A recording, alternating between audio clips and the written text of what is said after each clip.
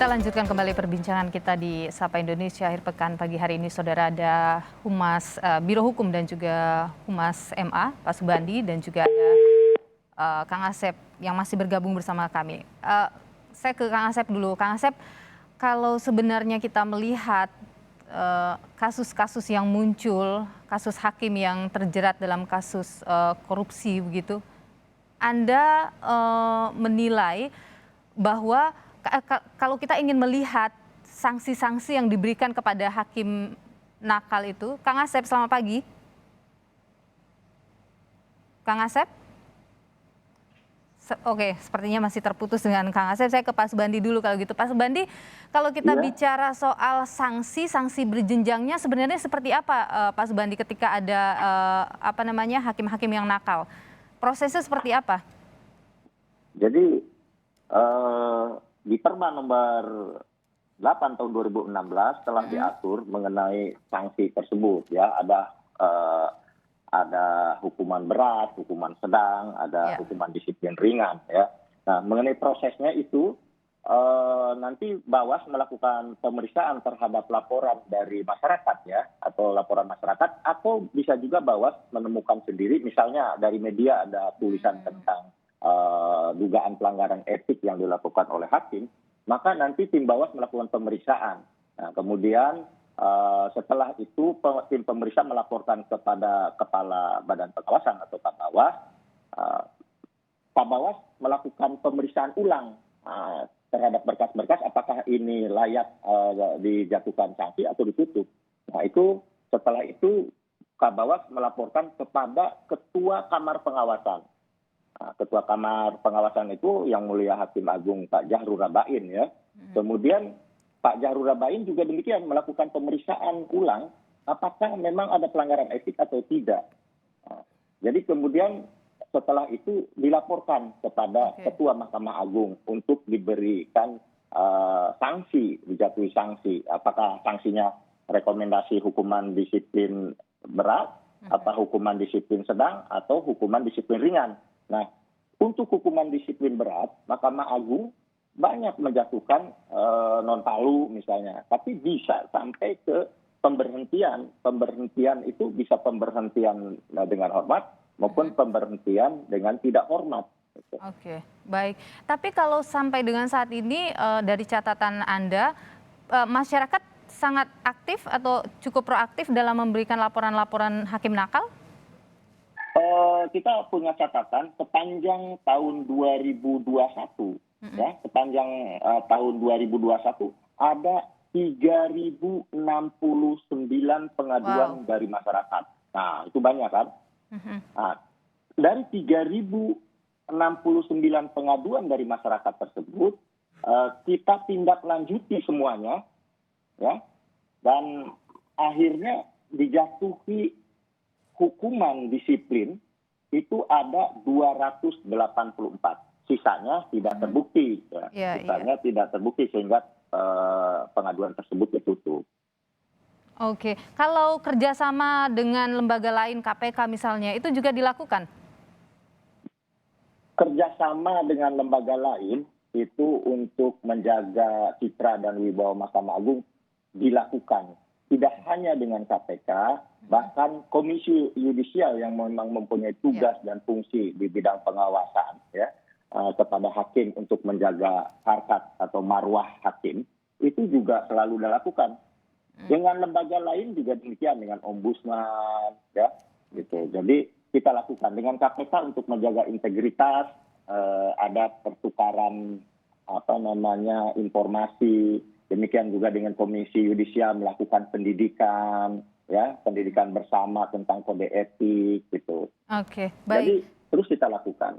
Baik, Kang Asep sudah terhubung dengan kami kembali. Kang Asep, ya, Kang Asep, kalau kita karena Anda juga adalah seorang hakim begitu, godaan yang datang ketika kita sedang menangani satu perkara atau seorang hakim menangani satu perkara itu memang sangat menggiurkan? Ya, saya kira kalau godaan mah mulai harta, tahta, wanita, Tokopedia, Lazada, Shopee itu masih ada. Ya. Dan tapi kembali ke orangnya, tadi saya katakan, kalau sekelas hakimnya Pak Narto, Pak Jahrul Arbain, Nugroho, biar orang akan takut. Begitu datang ditempeleng sama mereka. Nah, tapi kembali tadi, karena hakimnya mau tergoda, ya sudah.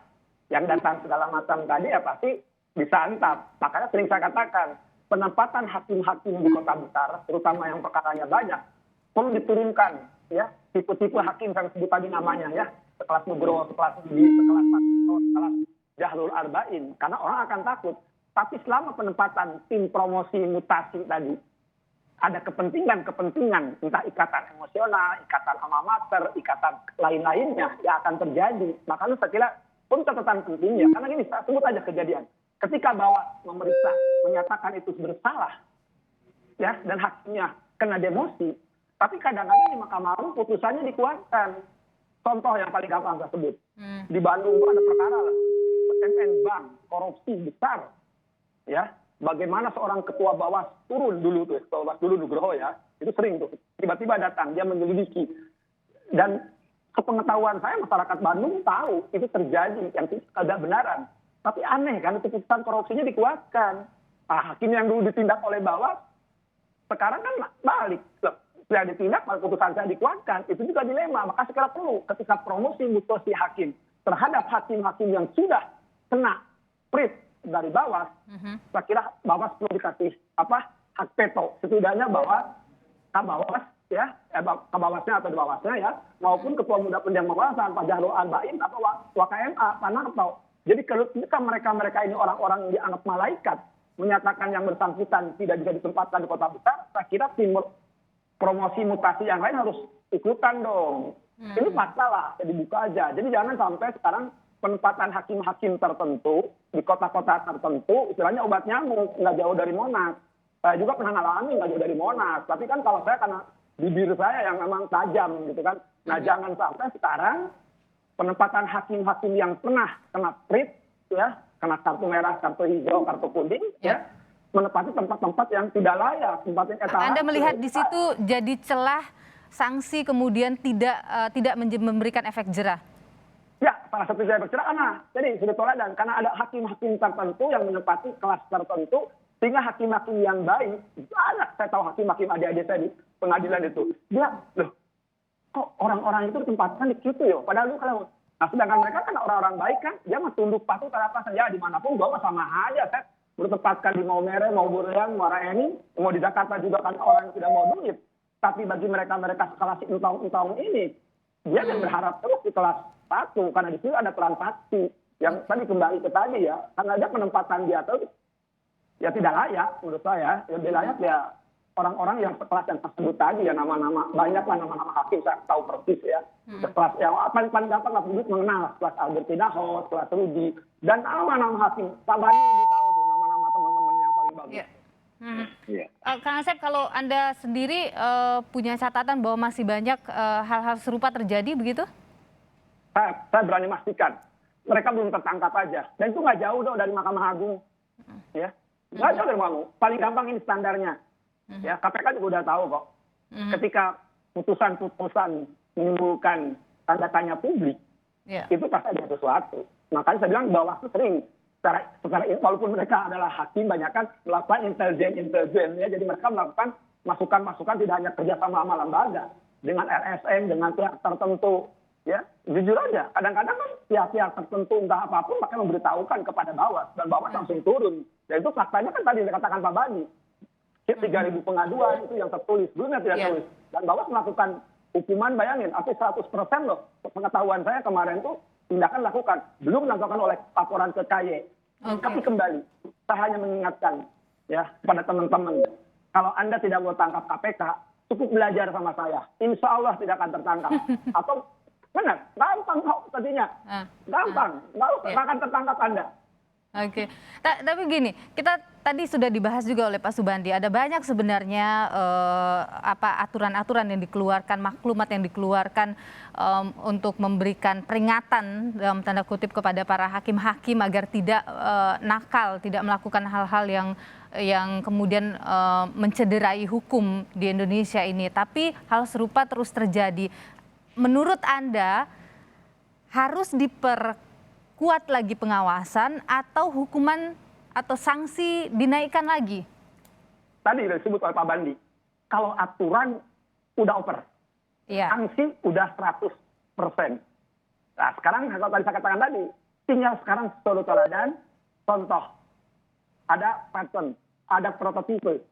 Artinya hakim-hakim yang menduduki di kelas 1 atau di daerah-daerah yang wilayahnya perkaranya banyak, setidak-tidaknya perkara korupsi, perkara narkoba, perkara perdata banyak, tempatkan hakim-hakim yang memang dialah hakim. Lahir sejak awal dalam jadi hakim, bukan jadi pedagang. Kalau di situ ditempatkan para pedagang mentalitasnya, ini akan terulang. Saya yakin tahun ini pasti akan ada tertangkap tangan lagi. Ini saya katakan dulu tuh ya, setelah sebelum maklumatkan, tiap semester akan mengulang. Ini seperti SP. Nah kalau ini tetap hanya aturan, pasti dia langgar. Karena watak tadi, sanksi dia pasti beranggapan lagi sial dia, lagi apes. Tapi kalau hakim-hakimnya sekarang sekelas Nugroho Setiaji, ya contohnya Pak Narto, contohnya Pak Darul Albain, itu junior-junior yang akan tampak di etalase, setidaknya di Jakarta, ya di Surabaya, setidaknya di Medan. Saya yakin tidak akan ada tertangkap tangan lagi. Baik, saya ke Pak Subandi. Terakhir Pak Subandi, Anda dari MA kemudian apa evaluasi ke depan yang akan dilakukan setelah kasus Hakim Itong ini? Ya, Ketua Mahkamah Agung sudah memerintahkan mengevaluasi semua dan melakukan pembinaan dan pengawasan kepada Ketua Pengadilan Tingkat Banding ya. Nah, termasuk tadi kita akan sampaikan evaluasi ketika ada hakim yang ada catatan hakim mendapat hukuman disiplin, maka mungkin nanti akan dipromosi mutasi harus menjadi catatan, jangan sampai seperti Kang Asep khawatirkan ditempatkan di pengadilan khusus ya, pengadilan khusus harusnya memang orang-orangnya yang istimewa di sana ya. Perlu diketahui ya bahwa Komisi Yudisial maupun KPK juga mempunyai tanggung jawab untuk menjaga, termasuk masyarakat ya, menjaga citra dan wibawa Mahkamah Agung. Oke. Baik, terima kasih pagi hari ini sudah bersama dengan kami Kepala Biro Hukum dan Humas Mahkamah Agung Pak Subandi, dan terima kasih juga Kang Asep Iriawan. Ini menjadi alarm penting bagi penegakan hukum di Indonesia, bagi para penegak hukum di Indonesia agar jangan main-main dan mencederai penegakan hukum di Indonesia. Terima kasih, sampai ketemu kembali.